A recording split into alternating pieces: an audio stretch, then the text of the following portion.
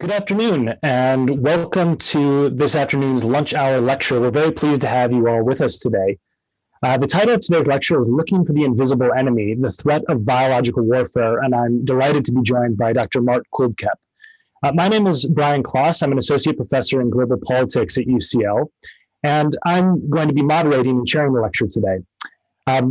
Mart Kuldkepp is a world-leading expert on Scandinavian history and politics, and he is an associate professor in those subjects at UCL's Department of Scandinavian Studies. He completed his PhD on Estonia's Nordic identity in World War I at the University of Tartu in 2014, and he's been at UCL since 2015. His primary field of research is Baltic, Nordic, and European political history in the first decades of the 20th century, but he has published on Swedish attitudes towards the idea of Baltic independence, plans for Scandinavian involvement in the First World War, and many other topics.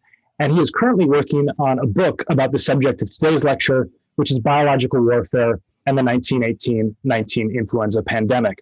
Before I turn things over to Mart, just a few housekeeping things to go over. One is that we'll be taking questions via the platform Slido, sli.do. So if you'd like to join, you just go to sli.do, sli.do, and you enter the code LHL Autumn. So again, LHL Autumn. And once you've done that, you can answer or ask a question rather. And once the lecture is concluded, I will field questions and ask them on your behalf for Mart. So with that being said, I will turn things over to Dr. Mart Kuldkepp, who will tell us all about the invisible enemy, the threat of biological warfare. Thank you for tuning into this lunch hour lecture, and thank you, Brian, for this very kind introduction. As Brian mentioned, the topic of my talk today is also the preliminary title of a book project that I'm currently working on. At present, it's still in very early stages, but assuming that everything goes according to the plan, it's going to be a kind of work of political and social history that will be focusing on two different but interrelated topics. So firstly, the history of biological warfare in the First World War, and the 1918-19 influenza pandemic, or the so-called Spanish flu. And more particularly, it will be a story about the very widespread suspicions that existed at the time in the Allied countries, particularly in the USA, that the germ that had caused the Spanish flu was in fact some form of a German bioweapon, possibly launched in a desperate attempt to gain strategic advantage as Germany was sliding towards its eventual defeat in the war in the second half of 1918. And in my talk today, I would like to go over some of what I'm going to write about in the book, including a few of the so-called threat images and conspiracy theories, which these suspicions gave birth to. Often these conspiracy theories originated with members of the public who were trying to better understand the pandemic and to protect themselves, their families against it. But sometimes they were also thought plausible enough by civil and military authorities to be investigated as a result. Suspected threats that came to the attention of these authorities ranged from imaginary enemy submarines to aspirin tablets to bars of soap, to suspicious squirrels, a miniature toy cat, just a few of the things that people thought were suspicious and spreading the germs.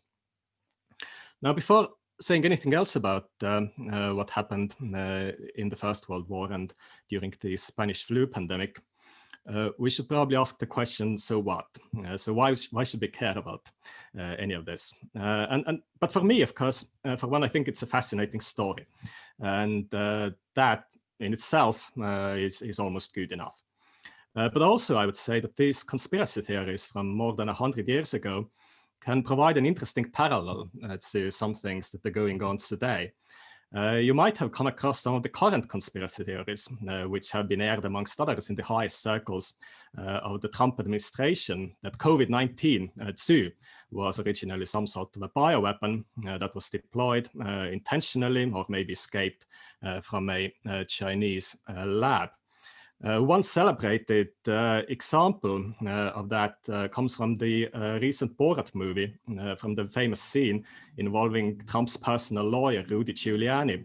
And before he gets busy tucking in his shirt, Giuliani states to the fake journalist in the film, quite matter-of-factly, that, I quote, China manufactured the virus, and I also quote, deliberately spread it around the world. But this trust is not just confined to people like Giuliani. According to my friend Brian, who's tuned into the public opinion in the US, perhaps 80% of the people over there today would agree with the statement that there is a reason to doubt China's official story about the origins of the coronavirus. So even today, similar theories are quite widespread. And in my opinion, the anti-German hysteria and the germ scares, which exploded in 1918 during the Spanish flu pandemic, can be usefully compared to these similar phenomena today, including the so-called corona racism against Asian-looking people, or fears of objects such as 5G cell towers that are allegedly spreading the virus.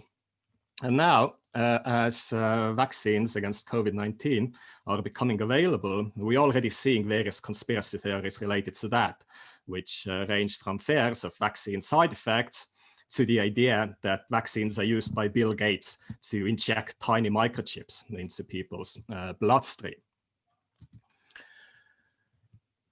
The First World War was in many ways a completely unprecedented conflict, both in its scale as the first truly global war, and also in the way that it was fought as the first large-scale war, making use of modern tactics, modern weaponry. And these modern weapons and capabilities included, for example, trenches, barbed wire, and the machine gun that were used with a devastating effect right from the outset of the conflict. But they also included aerial reconnaissance, field camouflage, tanks, and other innovations that were first deployed during the war itself. And gas weapons, of course, is a particularly notorious example of innovative weaponry taken into use during the First World War. But another new arrival on the scene was biological warfare, which is defined in one handbook of the subject as the use of biological toxins or infectious agents, such as bacteria, viruses, insects, and fungi, with the intent to kill or incapacitate humans, animals, or plants as an act of war. Now, as a historian, I should say that the history of biological warfare is a subject that's fairly difficult to study because there are not many sources about it. Biological warfare programs, when they have existed in the past, they have generally been top secret. And there were often attempts to destroy records afterwards. And this is also what happened after the First World War. Why is that? So one reason why it's so secret and the people deploying it are almost ashamed of it is because biological warfare is generally thought to be against international law. And eventually bioweapons were banned, even though it happened after the First World War. But on an even more basic level, I think it's because more than conventional warfare, and even more so than chemical warfare, biological warfare is something that captures the imagination of the public. Most people feel that there is something deeply disturbing about biological warfare and how it's deployed. It's usually done secretly for fear of reprisals or at least moral condemnation. And it's also deployed imprecisely, meaning that it targets not only combatants in the conflict, but usually also the civilian population, and the civilian population then irrespective of gender or age or anything. And because biological warfare is so secret and so imprecise, it's also very dangerous. You don't necessarily even know that you're being attacked. It could be that the symptoms that you're experiencing are due to some kind of illness instead. Or maybe you don't even notice any symptoms before you're already dead. But even if you do think you're being attacked, you don't always know where the enemy is hiding. So maybe the enemy has disguised themselves. Maybe they operate through secret agents. And finally, you don't necessarily know how to defend yourself. What is the exact nature of the substance that is being weaponized against you? What does it do?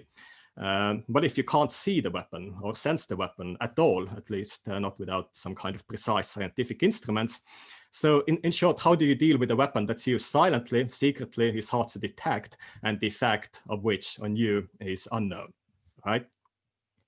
The flip side of this is that if you do suspect that biological warfare is being deployed against you, it's also very easy to misinterpret something as a possible case of biological attack. So there is a Russian proverb that goes, "Fear has big eyes," meaning that if you're already scared of something, your mind will make it even bigger and scarier. So if you have a reason to believe there are monsters, you might start believing that there is one under your bed as well, right? So in short, biowarfare is something that catches people's imagination. And this has probably been the case since the ancient times. We do know some instances of pre-modern deployment of biowarfare. So we have stories about corpses of plague victims being catapulted into besieged towns, or the blood of leprosy patients used to poison arrows, stories like that. And some of them probably have some truths to them, such as stories of smallpox-infested blankets being used in deliberate attempts to infect and to eradicate American Indian tribes. But at the same time, what we also know, or at least what we suspect with a good reason, is that the history of biowarfare is so rife with rumors and tall tales that it's often very difficult to separate fact from fiction. And even if we assume that some instances of pre-modern deployment of biowarfare are genuine, it's almost impossible to say whether they were effective. So people might have wanted to cause some damage by using bioweapons, but whether they ever succeeded, we don't quite know. And it's probably fair to say that modern biowarfare first became possible after the development of modern understanding of diseases, which emerged out of the beginnings of microbiology in the 1860s. Before that, the understanding of the nature of bioweapons was probably too underdeveloped, too insufficient to make their effective deployment very likely. But even during the First World War, when decades had already passed since the first beginnings of microbiology, biowarfare was still very much in its infancy. Having said that, it is indeed the case that the First World War is the first military conflict from which we have undisputed documentary evidence of biowarfare being deployed. The pioneers in this field were a small department of German military intelligence, the so-called Materials Directorate of the political section of the German General Staff. And from 1915 onwards, they used anthrax and glanders cultures in a limited number of covert operations against horses and cattle primarily, as well as fungi against wheat, to sabotage Allied logistics and food supply.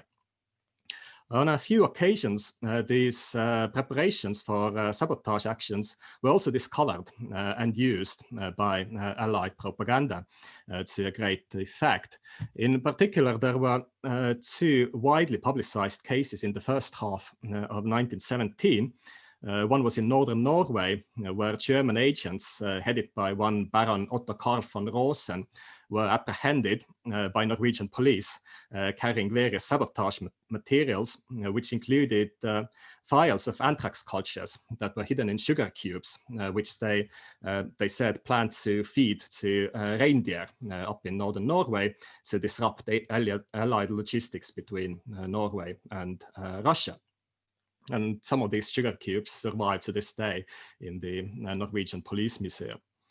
The second case was in Romania, where test tubes, again containing anthrax, were found hidden in the garden of the former German legation. And there they had been left behind by German diplomats who had to evacuate in a hurry when Romania entered the war on the side of the Allies in August 1916. And stories about these discoveries played their part in fortifying Allied resolve against Germany. But as we now know, thanks to research carried out in the 1990s and after, the German biowarfare program was likely very small scale and probably not very effective. We also know that biowarfare against humans was explicitly forbidden by German military leadership. And the various imaginative plans that were floated, such as the 1916 idea by a German military medical officer, to drop hundreds of liters of plague germs into British ports to infect the rats and cause a plague epidemic, were turned down in horror. And the Kaiser himself explicitly forbade using zeppelins to drop germs on the enemy. In fact, it's possible that this proposal, even if it wasn't an outright provocation, was to some extent influenced by Allied propaganda with its tendency to make outrageous claims about what Germany was capable of. Also, more broadly, recent research on the effects of biowarfare tends to cast doubt on its purely military effectiveness, suggesting that while it does have a military use, the effects of biowarfare are mainly long-term rather than immediate, and they are mainly social and psychological rather than simply kinetic. In other words, bioweapons work best as weapons of terror, inducing fear, confusion, uncertainty, and effective defense against biowarfare should therefore include measures to suppress sensationalism in news reporting and the promotion of realistic threat appreciation in order to avoid inappropriate fears, medical mismanagement, disproportionate response, and so on.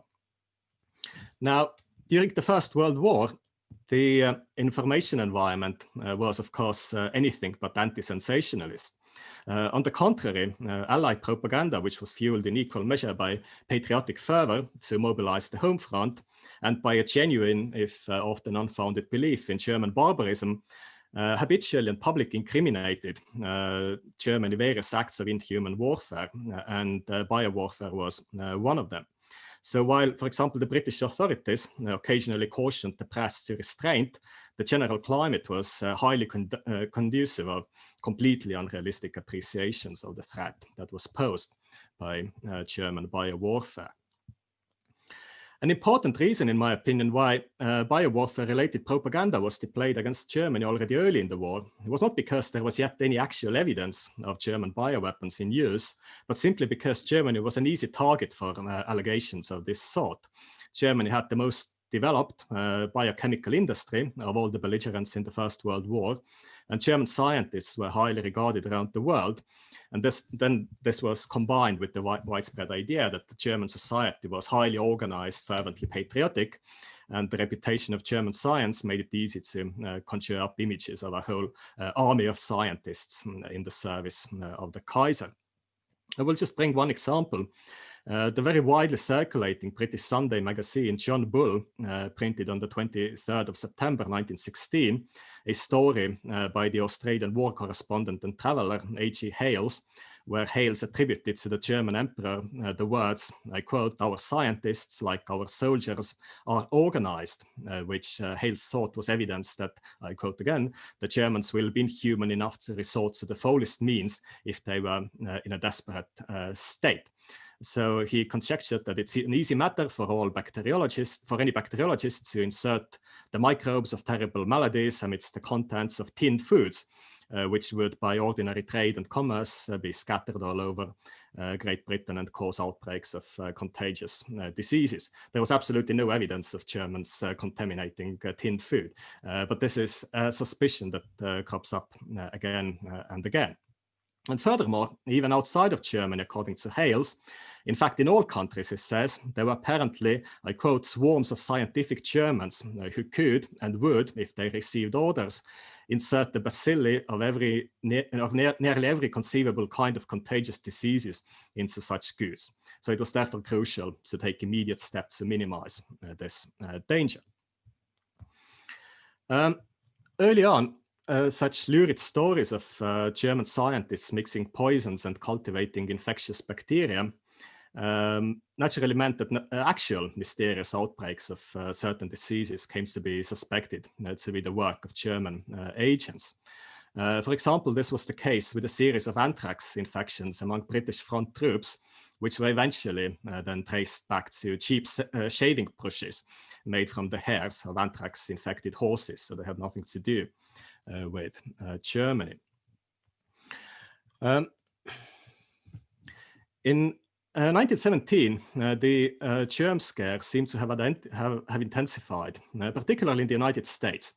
And in fact, most of my archival sources that I'm using for this book project are American and stem from the period following the American entry into the war in April 1917. The decision to finally take this step was aided by scandalous revelations, not just about the so-called Zimmermann telegram, but also about the existence of an extensive German sabotage program in the USA during its period of neutrality. The most famous example of which were the so-called Black Tom Island explosions in New York in July 1916, organized by German agents to destroy US-made munitions that were to be supplied to the Allies. These explosions were massive and, amongst other things, damaged the Statue of Liberty. And it did not require much of a stretch of imagination to assume that German sabotage materials that were smuggled into the United States might also have included dangerous bacteria of the same kind as those that were being seized from German agents in Norway or found buried in the garden of the German legation in Romania. It also seems that the American press was more sensationalistic and war censorship less effective, allowing unsubstantiated rumors to be published and circulated more easily than in Europe. And this is evidenced by the files of the Bureau of Investigation. This is the precursor of the FBI, which was the organization that was trying to check the veracity of these various rumors. After the revelations about German sabotage materials in Norway and Romania, many unexpected cases of anthrax that cropped up all over the US and sometimes also in Europe were now ascribed to supposed German agents. And some German farmhands, there was one that's mentioned in the slide you're looking at, were arrested under the suspicion of planting germs. Increasingly, for the public, the existence of German sabotage germs was no longer in doubt. The task was merely to find out their concrete sources and their concrete transmitters. And looking for suspicious items spreading the germs, members of the public tended to be fixated on articles of personal hygiene, particularly court plaster, soap, and bandages. So in short, things that came into close contact with the body. And furthermore, things like that at the time were often sold by itinerant peddlers who were strangers to the communities that they passed through and could therefore easily be seen as potential German agents. They were not just limited to anthrax. Germans were thought by the people to have weaponized a variety of diseases. There was one part of soap, for example, that was suspected of having been impregnated with typhus, tetanus, and other germs. So the German agents were supposedly able to mix these germ cocktails. It also seems that around the same time, some rumors must have filtered through about the rejected German plans to drop plague in British ports. By spring 1918, American embassies in Europe were reporting that the enemy had dropped poisoned candies and cotton soaked with diseased microbes over some towns in Italy, or that germ-laden balloons were being floated across the line from the German front to spread disease amongst American soldiers. Such possible threats against American expeditionary forces made the American authorities, I think, both civil and military, to take the germ rumors much more seriously than before, since they were now directly targeting the war effort. Now on to the Spanish flu. The 1918-19 influenza pandemic was, as we now know, one of the deadliest recorded events in human history. It killed somewhere between 20 and 100 million people worldwide, with one recent estimate suggesting something in the order of 50 million, which is more than the total casualties of the First World War, thought to stand at about 40 million. The first well-documented outbreaks of the pandemic in 1916 and 17 occurred in two big military camps in northwestern France and southeastern England, but initially it did not spread outside of these two camps. It probably went through another mutation amongst the American troops that had started arriving in Europe after April 1917, and in March 1918 the virus reappeared in rural Kansas in the US and then spread quickly over North America and then across the Atlantic back to Europe, carried by the traffic, the military traffic primarily going on at the time. Wartime conditions probably played an important role in how fast the virus spread. The crowded conditions in troop barracks, in trenches, prisoner of war camps, factories, and so on. And this was also a period of political unrest following the Russian October Revolution. There were plenty of mass meetings, processions, and other similar events going on. And of course, malnutrition and exhaustion from work must have also contributed to the weakening of people's immune systems, as well as the general stress of war and uncertain future. During the pandemic, two global trends could be noted everywhere. Firstly, high fatality rates, and secondly, the fact that the virus tended to primarily affect young and healthy people who had been considered to be a low-risk group in all known pandemics up to that time. And while the high fatality rates are not surprising, the reasons behind the extraordinary mortality in persons 20 to 40 years of age are still something of a mystery today. There is one influential theory which says that this was due to the so-called cytokine storm, which is a kind of severe immune reaction to the virus that ends up being more harmful to the body than the virus itself. And because people in these ages have a stronger immune system, they were then more exposed to this cytokine storm. But of course, there was no such understanding in 1918. And instead, people would turn to other theories. The first suggestions that the new epidemic might have been intentionally launched by Germany stem already from June 1918, just as the flu first started spreading. And the rapidity of the deaths and the fact that the flu disproportionately affected young people, many of whom were conscripted or working for the war industry, seemed to add up to a picture that kind of makes sense, especially because of the earlier impact of the Allied propaganda and the recent actual revelations about German biowarfare activities. Now, I should also say that this attribution to Germany was, of course, complete nonsense. Germany did have some capability to develop bacteriological weapons, but at the same time, they were far from being able to weaponize viruses. Also, if anything, Germany was more affected by the pandemic than the Allies, because Germany had planned to undertake a series of major offensives on the Western Front between March and July 1918, but now its soldiers were struck down by flu at crucial points, adding to the national advantage that was enjoyed by the defenders anyway. At the same time, though, the flu did work as a kind of a weapon, I would say, a psychological weapon, by further consolidating Allied resolve against what one Italian newspaper in October 1918 dubbed, I quote, a Turco-Germanic bacterial criminal enterprise. It wasn't bacterial, it wasn't Turco-Germanic, whether it was criminal or not, probably not, but people certainly believed it could be. So when the second wave of the flu outbreak hit most of the USA in autumn 1918, suspicions of enemy action came to be very widely circulated. One influential figure in this respect was one Lieutenant Colonel Philip Duane, who was head of the Health and Sanitation section of the Emergency Fleet Corporation in Boston. And he publicly declared his opinion that the epidemic had been started by German agents sneaking ashore from submarines, a statement that was likely inspired by the scandalous visit of the German submarine Deutschland in the USA in spring 1917, as well as the fact that the British military intelligence had in February 1918 infiltrated a German sabotage operation against Argentina by means of anthrax cultures that were supposed to be carried over the Atlantic on a submarine. But his statement was printed in many newspapers and then generated a web of secondary rumors about possible landing areas of German submarines and whether these could then be correlated to particularly bad outbreaks of the Spanish flu.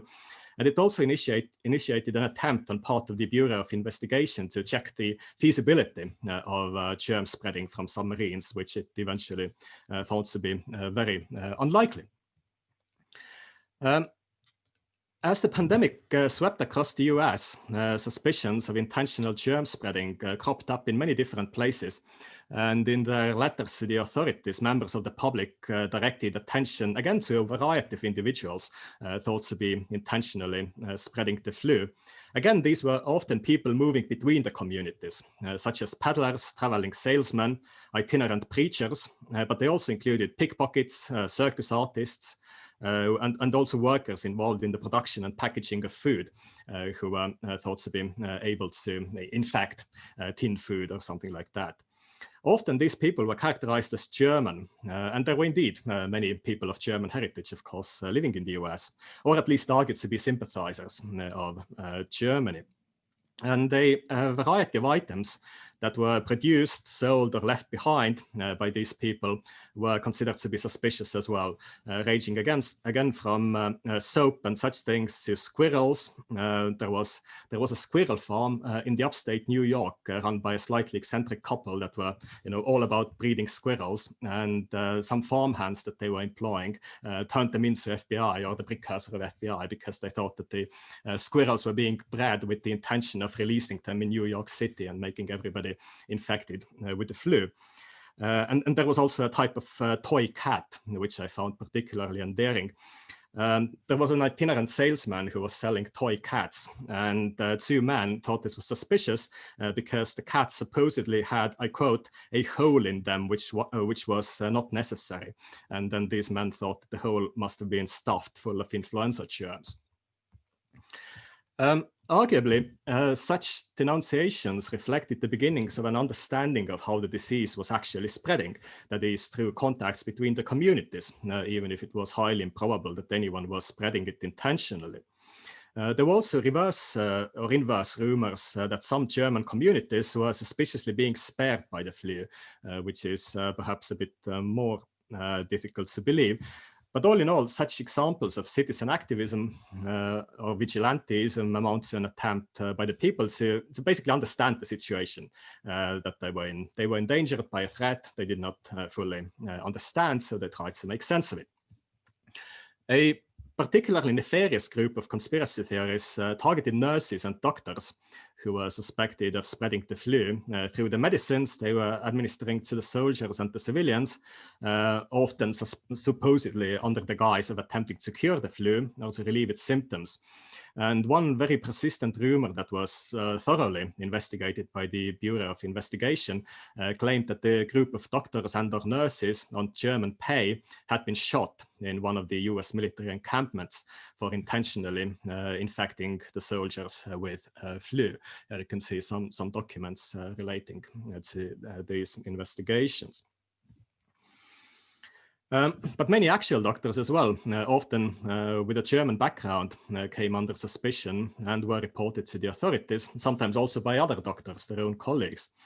And the medicines that they had given to their patients were sent in to be analyzed to determine whether they had been intentionally contaminated.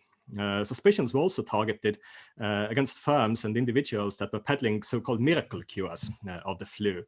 Anytime there is a pandemic, there are also going to be quacks who promise easy cures.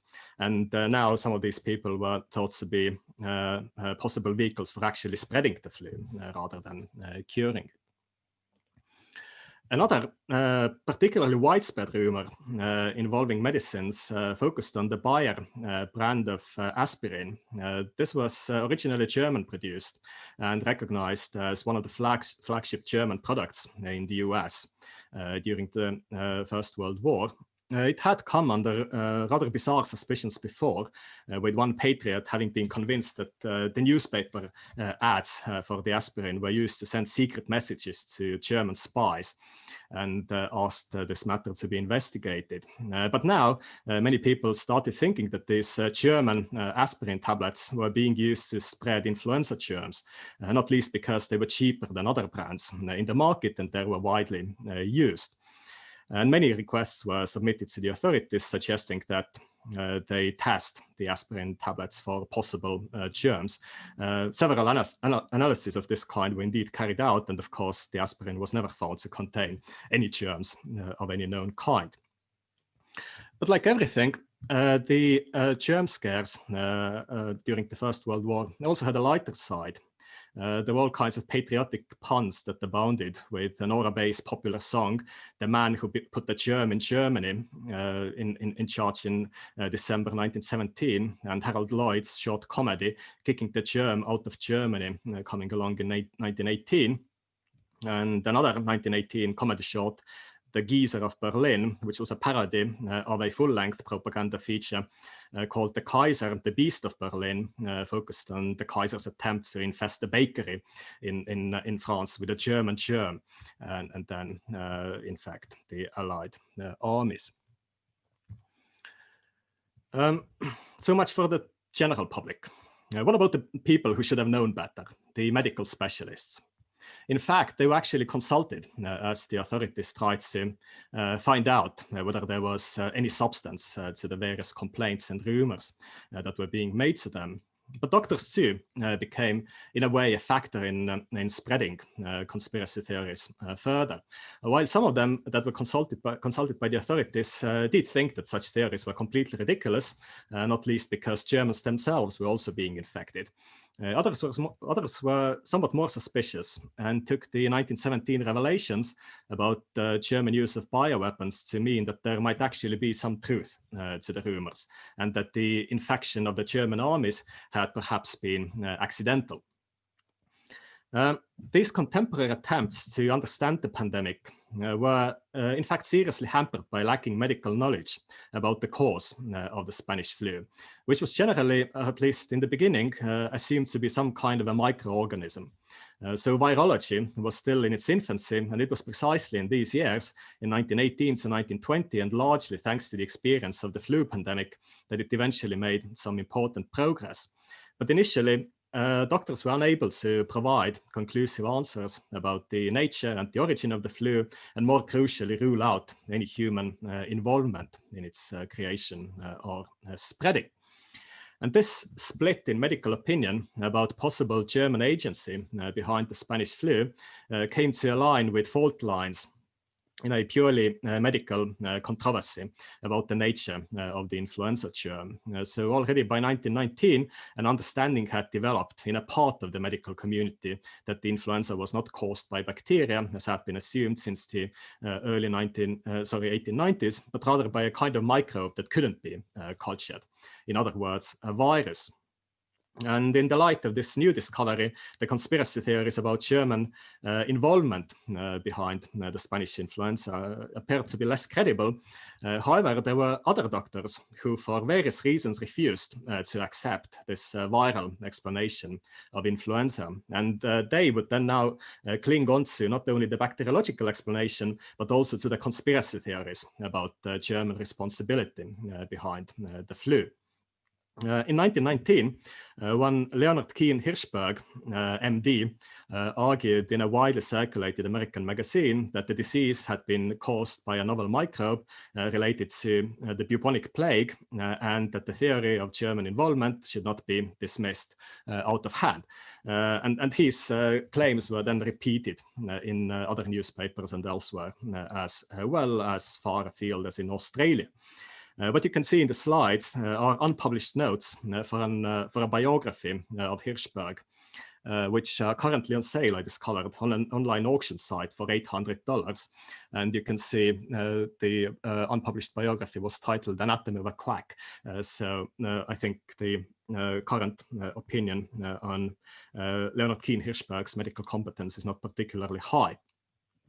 But as late as 1921, an Italian doctor published a pamphlet with the title in Italian, "Are the Latest Serious Epidemics of Criminal Origin, Reflections and Considerations," expressing his opinion that it had been highly suspicious that the epidemic broke out in late summer 1918, a generally unlikely time for a flu epidemic to begin, but exactly the time when Germany had started to slide towards its eventual defeat in the war.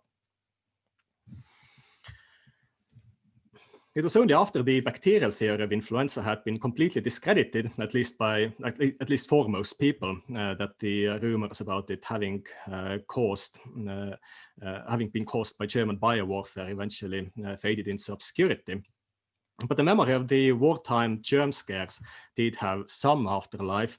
The best known example is perhaps Catherine Ann Porter's short novel, Pale Horse, Pale Rider, from 1939, which is very much about the 1918 influenza pandemic and the suffering it caused. And it includes a vivid scene set in the editorial offices of an American newspaper, focused on two colleagues making fun of the then current rumors, which apparently included ideas such as, I quote, "It is rarely caused by germs brought by a German ship to Boston, a camouflaged ship naturally, and maybe it was a submarine sneaking in from the bottom of the sea in the dead of the night."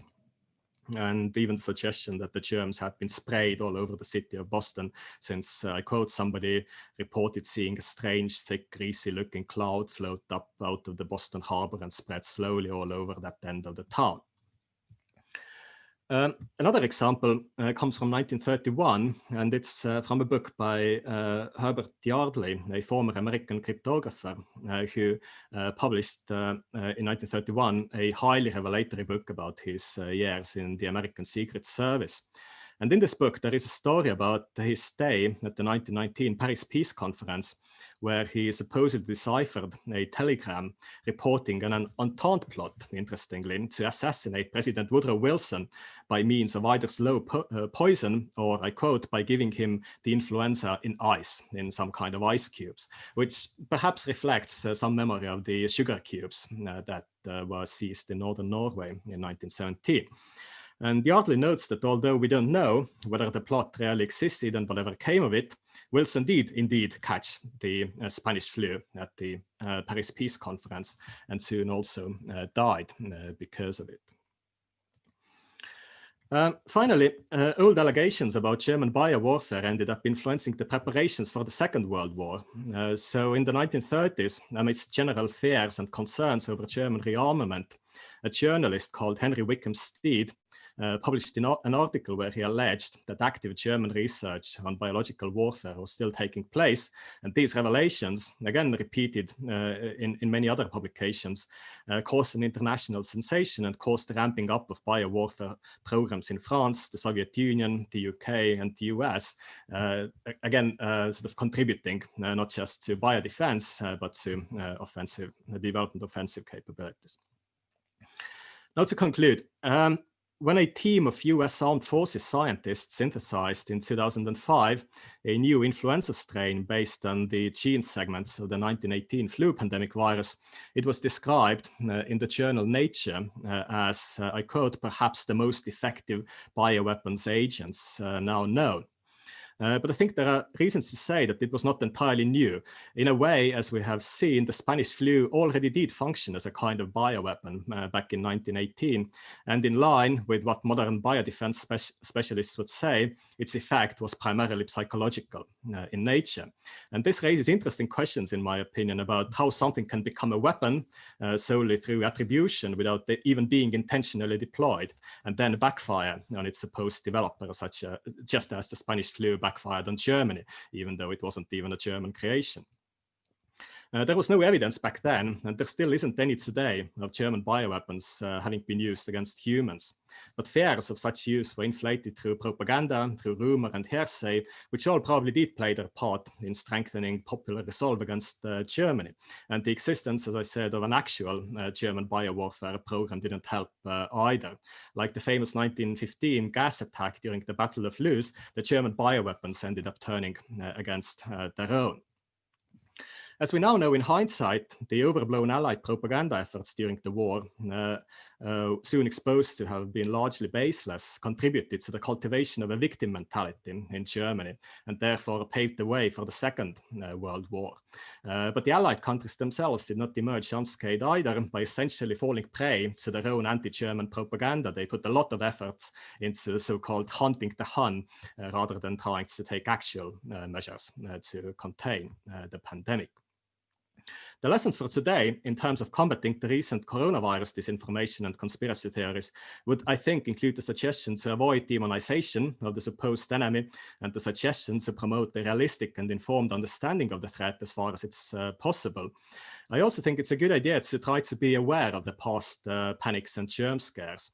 The torching of 5G towers might seem like a bizarre way to deal with a major public health challenge, but it's not without the historical parallel. And I think the better we understand the social psychological responses to major threats, the more resilient to them our societies can become. Thank you. Great. Thank you very much, Mart. That was an excellent presentation. Very interesting to see all the different examples from toy cats to squirrels and everything in between.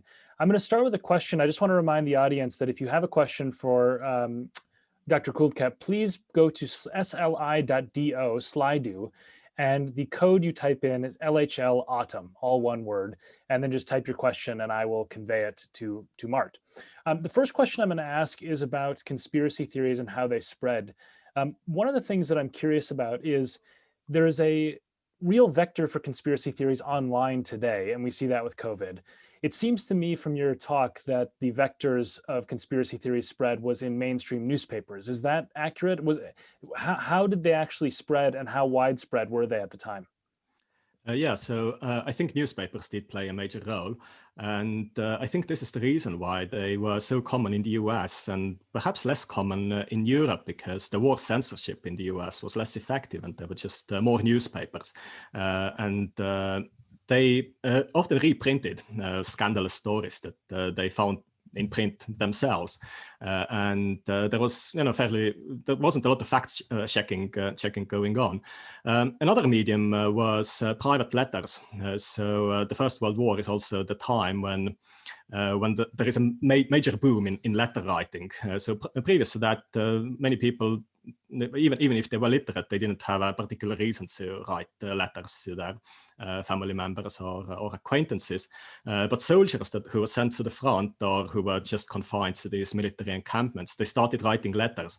And anybody who has been in military service knows that rumors start circulating in the army very quickly, because there is this total deficit of information. So you start filling the vacuum with disinformation. And these rumors were then about balloons being floated across the front lines, or German origin nurses and doctors injecting influenza germs into soldiers' bloodstreams. They were then communicated back home through these letters. And sometimes the letters made their way to the newspapers and they were printed, because the newspapers at the time, they were quite keen to print letters from soldiers. So I think that's how it worked. But of course, the spread was nothing like today with social media. Could I also ask, I'm going to encourage people to go onto Slido, bring in your questions as much as you can. I just want to ask one more follow-up question, which is whether you saw in your archival research any evidence of sort of echoes of the debates of today about things like lockdowns and masks, and given that there was this sort of demonization of Germany, whether that affected the discourse around the actual response to the virus, the same way that some political circles today are blaming China and trying to have that be part of their political response to the virus? Well, that's a very interesting question. I've been mainly looking at the Bureau of Investigation materials, and they generally didn't engage with the pandemic at all. It wasn't considered a national security issue like it would be today, I suppose, if it wasn't something orchestrated by the enemy. So they did engage with the pandemic only through the suspicions and rumors and letters that made their way to them. You sometimes sense that the service members themselves, they were suffering. So several investigations that I've been looking at, they were broken off at some point because the agents that were conducting them just couldn't continue, since they had fallen ill with influenza themselves. But I think there was something in the spirit of the times that also made it difficult to talk about the pandemic. Sort of ideas about masculinity, for example, it was not really considered to be proper if you were a young, active male to stay at home and be in bed and sick. You were expected to continue working, be in service still, even if you were suffering from some kind of an ailment. So I think this contributed to the spread as well. The debates that must have existed over the use of masks and so on, we do know that they did exist, and there was also an anti-mask movement at the time. They were somehow separate from what I've been talking about, so I haven't come across a lot of that. Great. There's a question online about the role of the war in the spread. So to what extent did generals share some of the blame in the sense of allowing troop movements and seeding infections through the war? Oh yeah, they shared a lot of the blame, particularly because they refused to introduce lockdowns in the military encampments where the flu first started emerging. So there is a well-documented case. I mentioned this military encampment in rural Kansas, and the head of it just refused to institute the lockdown, and this is how it got out in the first place. There was partially an insufficient understanding of how the flu was spreading and what was causing it and how dangerous it was. But I think there was also the problem of the military command line not willing to listen to suggestions by any any civilian authorities. So they wouldn't take very kindly to the efforts of civilian agencies. So yes, a major reason. And also the way that the troop transports to Europe were organized. So the soldiers weren't guaranteed beforehand to discover whether any of them were infected. So many people actually fell ill on their way from US to Europe. So they had started their journey seemingly all healthy. When they arrived, whole shipfuls of soldiers were suffering. Great. I'm still waiting for some questions to come in from the audience, so I will use the chair's privilege and ask another one. I'm curious about the sort of moral discourse around bacteriological or biological warfare back in World War I. There was obviously an acceptance or some form of acceptance of chemical weapons. Was the view of biological weapons on par with chemical weapons? In other words, that sort of it's okay because in a war, you kill through whatever means possible, or was the discourse around them slightly different? I would say that the discourse changed over the course of the war, and also regarding chemical weapons. So it wasn't like they immediately started using any of these innovative capabilities right from the outset. This is something that developed over time. And we definitely see a kind of change from a more moralistic discourse about rights and duties and honorable behavior in war towards a much more sort of power political emphasis on the necessity of the war. And particularly in Germany, as it experiences its first setbacks already in 1914, it sort of realizes that its only possibility of achieving victory on two fronts, fighting on two fronts at the same time, would be to go all in some kind of a total war. And the development of these new weapons is a part of that. And the Allies then take some of them into use as a response to German deployment of the same weapons. But there are still some red lines, I would say. And one example of that is the German ban on using bioweapons against people. So this is something that's floated, something that's asked about, something that's considered. We know that because there are archival sources from Germany surviving. At least giving some kind of insight into these discussions, and they just said no. They just wouldn't do it, which arguably didn't really help them any because the Allies believed this was happening anyway. So whether Germany had actually banned it or not made very little difference. The other consideration is whether they would have been able to use bioweapons against people, and the likelihood is that probably not. No, even their attempts to infect wheat crops and infect horses and reindeer we have very little information whether they were ever effective. And anthrax is a disease that's not carried from one host to the other. So you have to keep on infecting the horses. They won't infect each other. And so there was also the problem of whether they possess suitable agents for that kind of biowarfare effort. As we know from the experience of bioweaponeers from the Second World War and during the Cold War, keeping these cultures alive is incredibly difficult, and manufacturing them is incredibly difficult. So it's very difficult to actually put like fanciful ideas that you might have into practice. And by now, most experts, as I said, have said that actually the kinetic importance of biowarfare is probably fairly low compared to the psychological importance, so to say. Great, we've got time for one or two more questions. So one I wanted to ask was the issue of labeling the flu. Obviously, it's called the Spanish flu, which I know there's historical reasons why that's potentially a misnomer. But were there efforts to rebrand it as German flu the same way that sort of Trump is trying to call COVID China flu or the Wuhan flu? Is that something that was politicized at the time of attempted rebranding for political reasons? Yeah, so there were proposals that it should be called German flu instead. There was one newspaper article I think I had in the slides of some patriot who had sent a letter to a newspaper saying we need to rebrand it because, and I think in his opinion, it wasn't even that important whether it was caused by Germany or not. He just thought that something as vicious as the Spanish flu, it should be called German flu because it's just as bad as Germany. So efforts were definitely, efforts of that sort was definitely going on. At the same time, of course, in Europe, what we see is the flu being attributed to some other country. So people in Spain obviously don't call it the Spanish flu. If I remember correctly, they called it the French flu. People in Poland in 1918, at least in some cases, referred to it as the Bolshevik flu. It didn't actually come from the East, but it was like Bolshevism, which was often also characterized as a kind of germ infecting people. Today we might say it's a meme, right?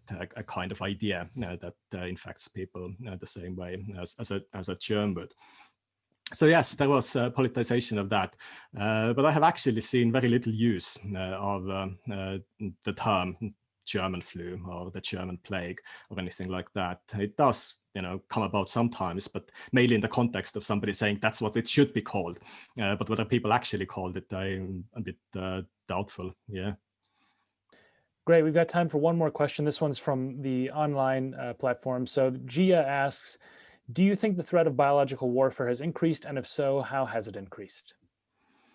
I think it has increased because, today we have a much better understanding of what biological warfare is, how to best deploy it. There is a lot of expertise in manufacturing the germs, keeping them alive.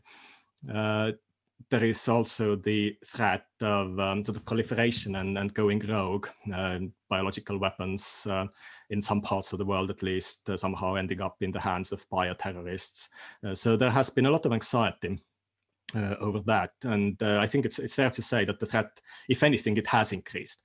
Now, how severe the threat actually is a bit difficult to say because, again, during the Cold War and afterwards, there are just some isolated cases of bioweapons being actually deployed and actually being successful. And even in these cases, the casualties have been small. So again, the main effect has been psychological. And so you could say that there is a kind of psychological proliferation of the bio threat, and this is definitely going on. And the ongoing pandemic is, adding fuel to the fire in the sense that some people, as we said in the beginning, nowadays believe that this ongoing COVID-19 pandemic is also some kind of a bioweapon, whether it's intentionally being deployed, whether it somehow got out of hand and escaped. And then we run into the risk of disproportionate response, right? Like it happened with weapons of mass destruction in the beginning of the Iraq war. A similar scenario could happen again. Let's say China is suspected of having bioweapon capabilities. What's the international community going to do about that? So all these effects, I think, are actually more dangerous than the sort of kinetic impact of bioweapons in terms of making people ill and causing casualties. Wonderful. Well, that was an excellent example of using history to better understand our present moment. And I'd like to, on the behalf of the audience and on UCL, thank Dr. Mart Kuldkepp for an illuminating lecture. Look out for his book, which will eventually be tentatively titled "Looking for the Invisible Enemy: The Threat of Biological Warfare," coming at some point in the future when it's released. And we will, of course, keep an eye on all of these topics going forward, as they have lots to do with what we're dealing with in the current moment.